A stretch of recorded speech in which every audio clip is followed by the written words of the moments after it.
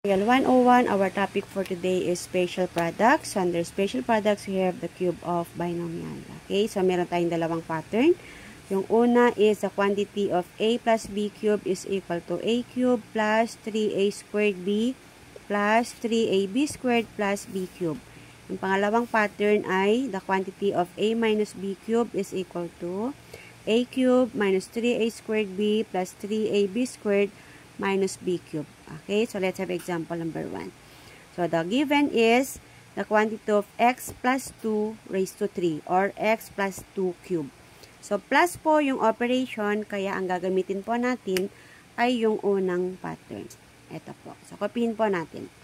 So x plus 2 cube is equal to, copyhin natin yung pattern. So we have a cube plus 3a squared b plus 3ab squared plus b cube. Okay, next, identify natin ang ating a and b. Ang ating a is the first term. Ano ang first term kay x saka kay 2? Ang first term ay x, ang last term ay 2. Okay, then, we're going to substitute the values of a and b dito sa given pattern.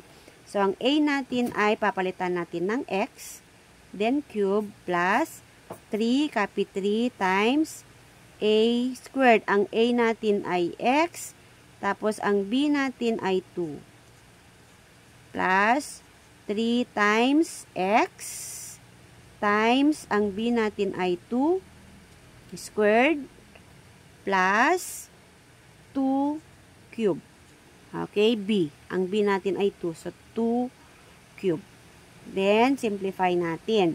So, copy natin x cube plus 3. So, x raised to 2 is x squared. Okay? Times 2 plus 3 times x times 2 raised to 2 is 2 times 2. And 2 times 2 is equal to 4. Okay? Plus 2 raised to 3 is 2 times 2 times 2. And 2 times 2 is equal to 4 times 2 is equal to 8. Then, simplify further. Copy x cubed plus 3 times 2 is equal to 6 times x squared is 6x squared. Ito yun. 3 times 2 is equal to 6 times x squared is x squared. 6x squared. Plus, next natin ay ito. 3 times 4 is equal to 12 times x is 12x plus copy 8. Okay, so x plus 2 cube is equal to x cube plus 6x squared plus 12x plus 8. Okay, kindly try x minus 3 cube.